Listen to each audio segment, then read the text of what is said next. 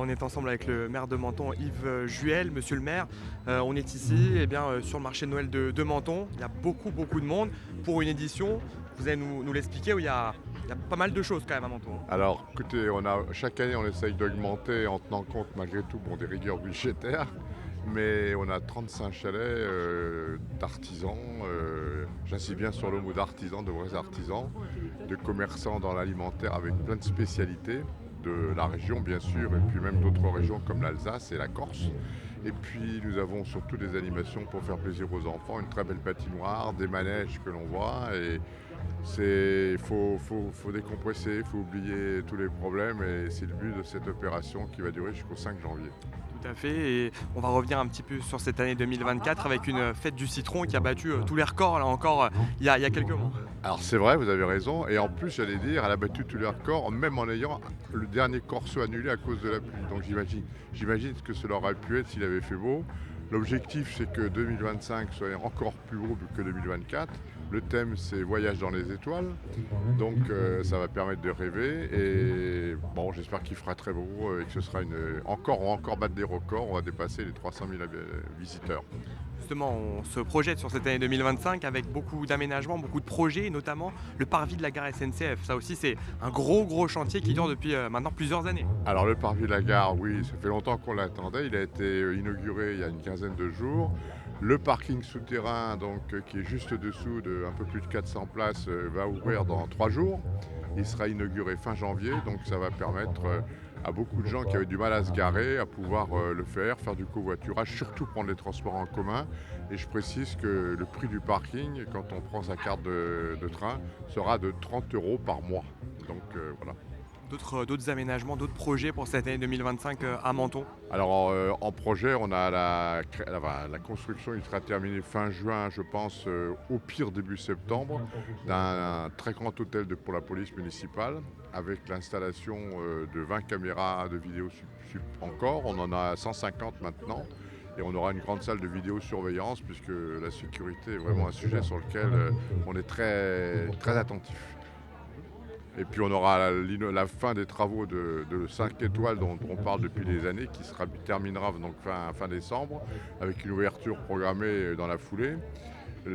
Toutes les plages, bon maintenant c'est terminé, les derniers lots de plages ont été attribués, sur toutes les plages ont été rénovées. Et puis le quai Bonaparte, qui est, je dirais, la voie devant la carte postale de Menton, sera terminé également fin 2025. Vous savez, monsieur le maire, Mélodie d'Azur, c'est une radio vintage. Qu'est-ce qui est fait au quotidien pour les seniors dans la ville de Menton? On essaie surtout d'avoir des animations qui sont multiprofils. Alors Menton n'est pas une ville de vieux, quoi qu'on dise, mais il y a quand même pas mal de seniors. Donc on essaie d'avoir des animations pour les seniors, on essaie d'avoir des animations pour les jeunes avec des soirées dansantes, on fait venir des groupes, même de metal rock, vous allez voir cette année quand même. Donc, et puis on a le festival de musique, qu'il ne faut pas oublier, festival de musique classique.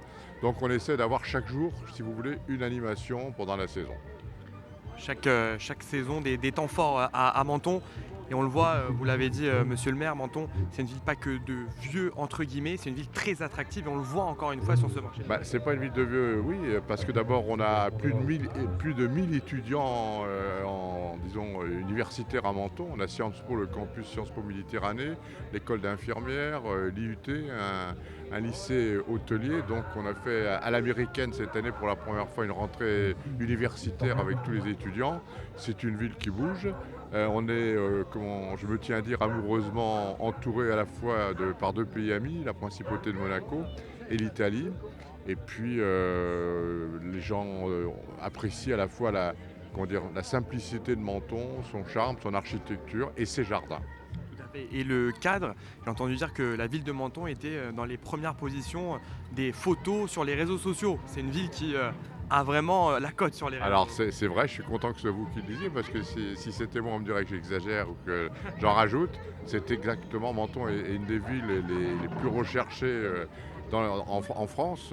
Beaucoup de gens viennent à Menton y passer des vacances, et puis 10, 15, 20 ans après, ils viennent s'y installer définitivement. Et quand on discute avec les Français, quelle que soit la région, ou même les étrangers, quand ils sont à Menton, on dit on est tellement content d'être là, on est tellement bien là, et c'est vrai. fait. Notre émission, elle sera diffusée début janvier, donc l'occasion peut-être pour vous de souhaiter les meilleurs vœux à nos auditeurs. Monsieur. Voilà, alors j'aurais souhaité à tous vos éditeurs, bien sûr, tous mes meilleurs vœux, tous les meilleurs vœux des Mentonnais. Souhaiter aux Mentonnais, bien sûr, aussi tous les vœux du maire et de sa municipalité. On a besoin, si vous voulez, de sérénité, on a besoin de prendre le temps de s'écouter, de parler. Et puis bon, et puis les choses s'arrangeront, il faut être optimiste.